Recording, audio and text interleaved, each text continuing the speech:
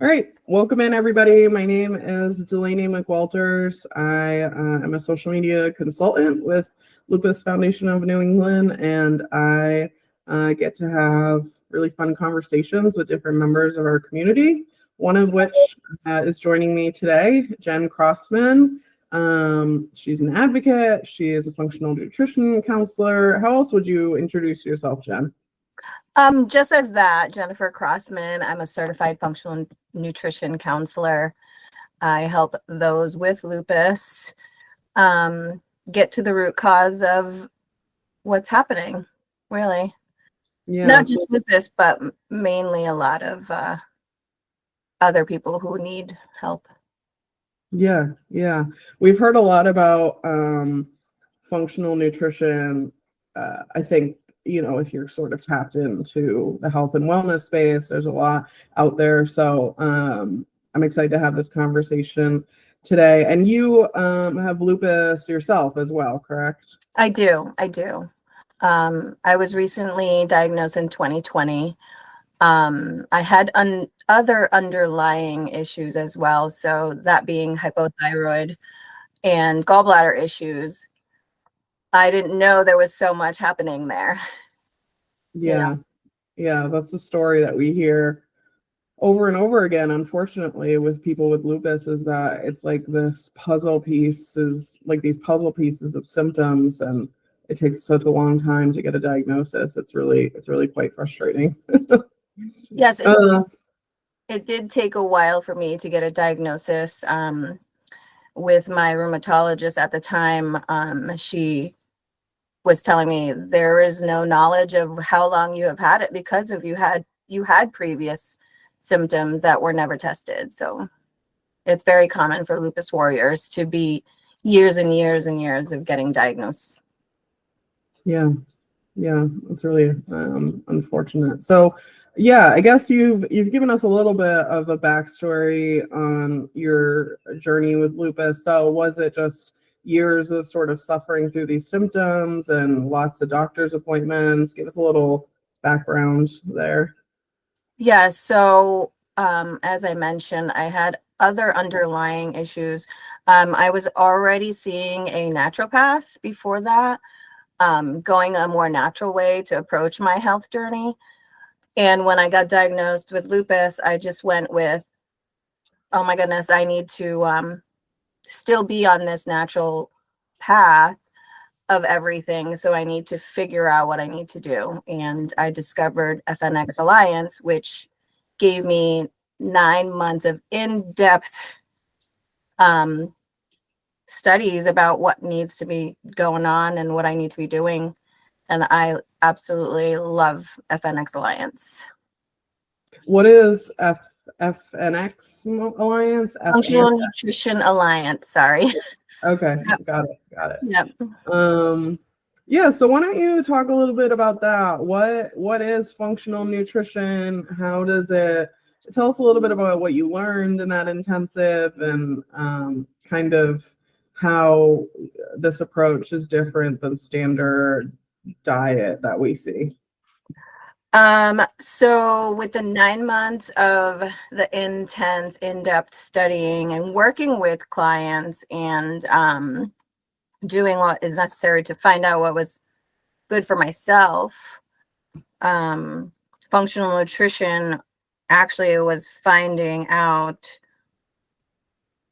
how to understand how your body is working with the foods that you're intaking, and what the process of the repair needs to be in that process.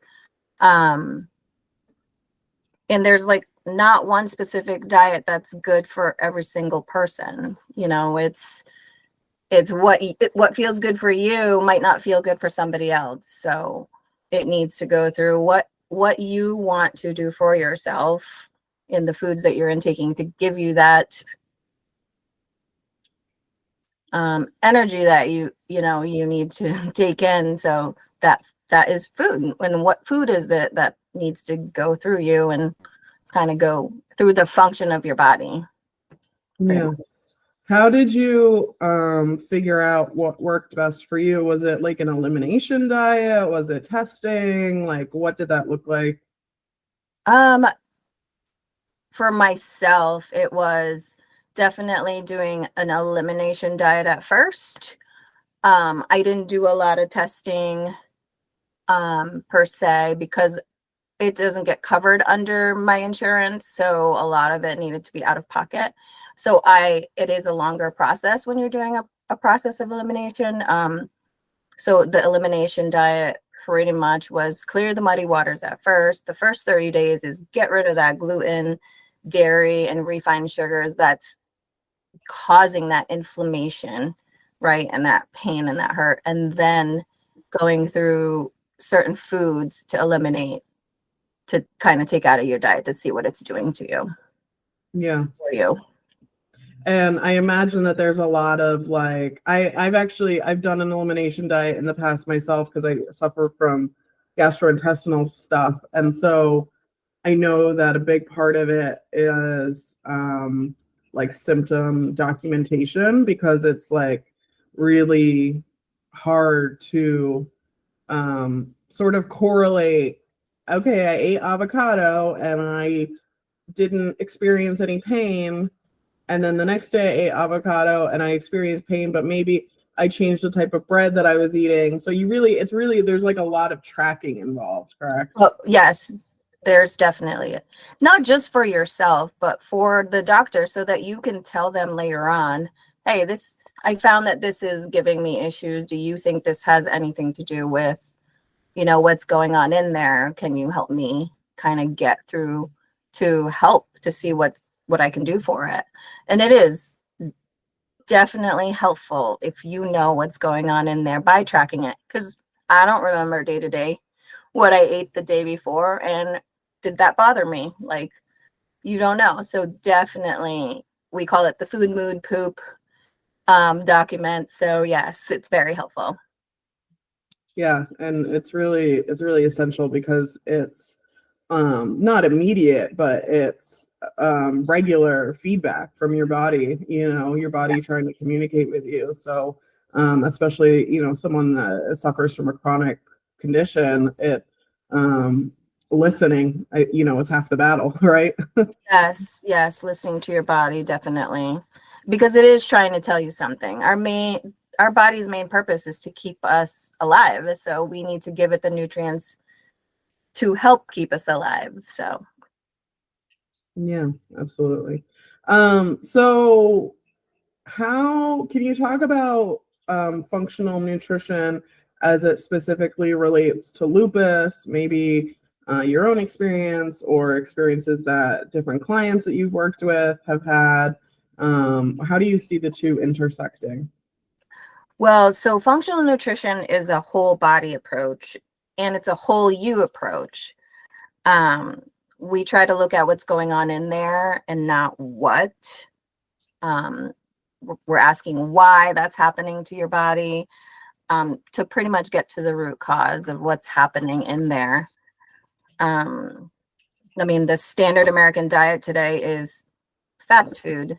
Anything fast that I can eat. I need to get to do this. I need to do that. And we don't slow down and think about, all right, what do I need to eat today to kind of get our body functioning properly? So like for individuals with lupus, most likely we're all nutrition deficient in vitamins and minerals. And, so that's why our body is attacking itself, and we're not getting that proper. So it's like, help, here's what's happening in here, kind of go through that. And that's actually exactly what happened to me. And with all the other underlying stuff that I had, getting to the part where I was, deficient in certain nutrients was great, because I needed to put that back into my body in order to be feeling better.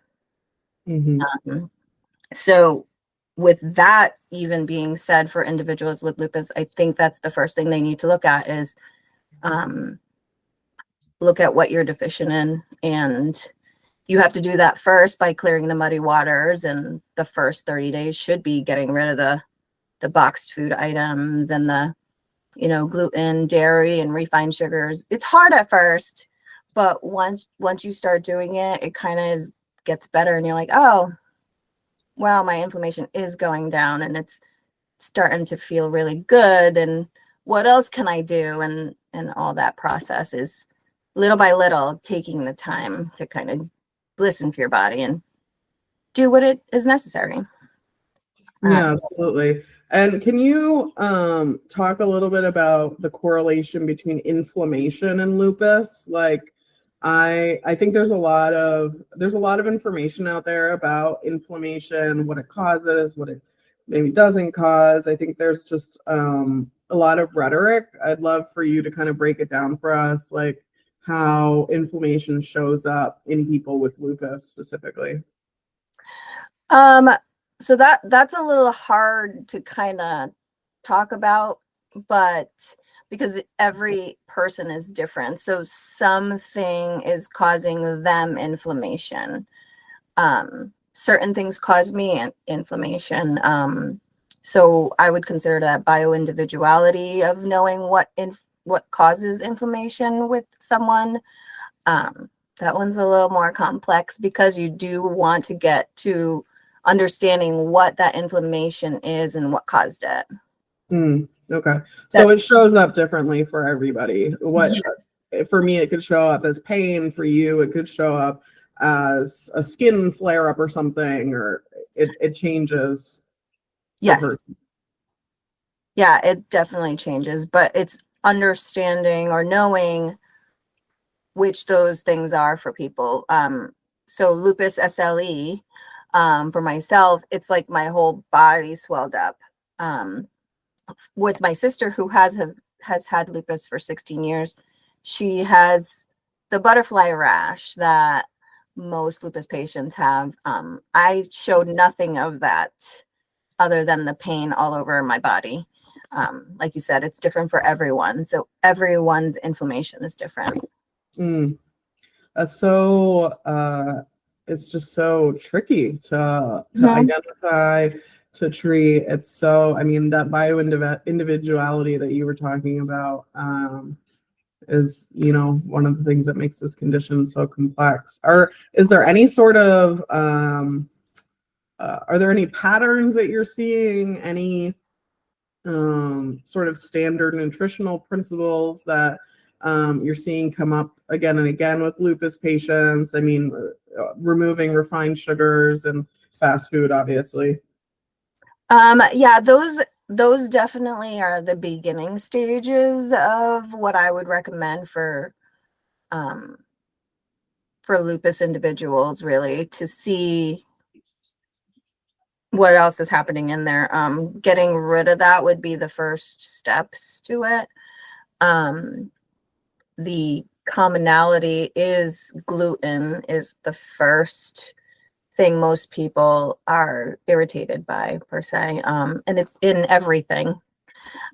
It's in all our boxed foods and, prepared foods. If you are a label reader, which I am now, there's hidden words of gluten as well. So that is huge to understand which those words are and to stay away from that, because it's kind of bizarre how they would reword something and not just call it what it is. But yeah. Yeah, absolutely. It's very confusing. And yeah, I didn't realize that folks that don't even have I forget what it's called, but a gluten allergy couldn't have a gluten intolerance. Oh, celiac. Yeah. Yeah. Celiac people are definitely different from gluten sensitivity, but we still pretty much approach the same way. Celiacs definitely cannot have any gluten whatsoever, and if they do, their intestinal fibers, they, instead of like I don't know how to explain, instead of the fibers kind of just like laying down, theirs kind of get eaten away. you know, their intestines and stuff just kind of go almost like an infection in there, and it's really bad for them.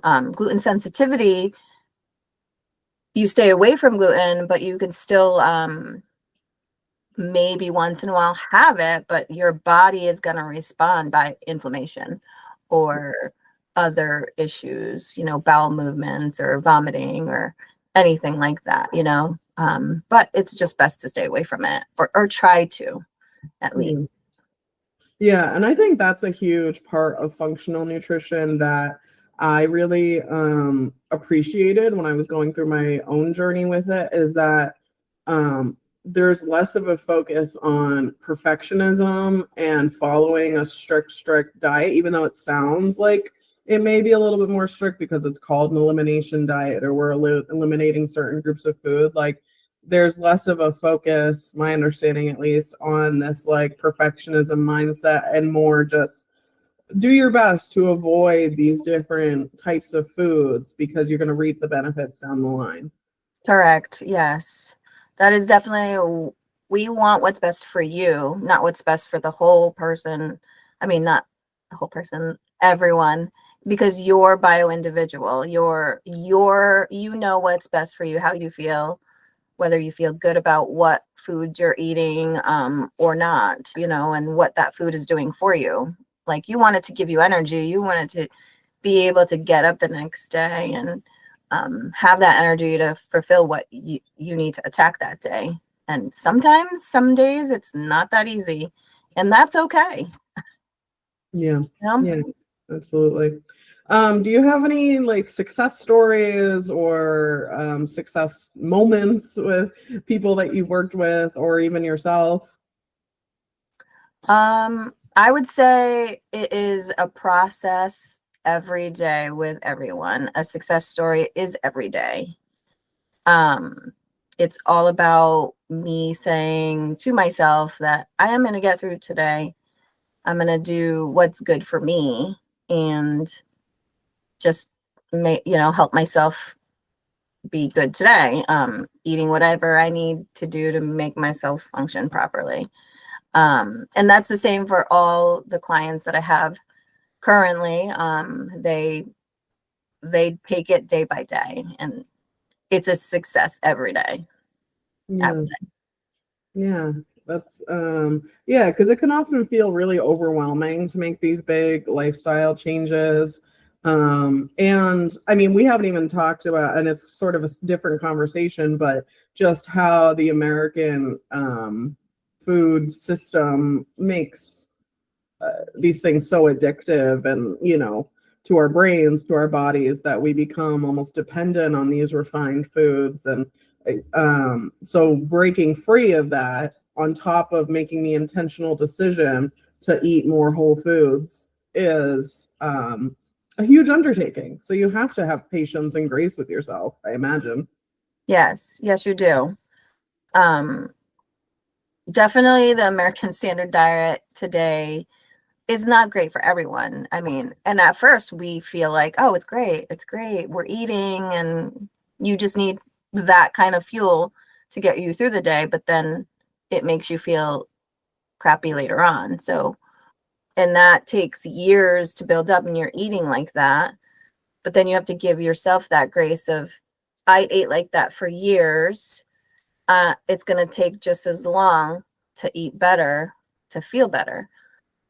But yes, it does feel good when you do eat properly in that day that you do eat, because you feel and reap the rewards for later on for that day. I mean, that's how I feel anyways.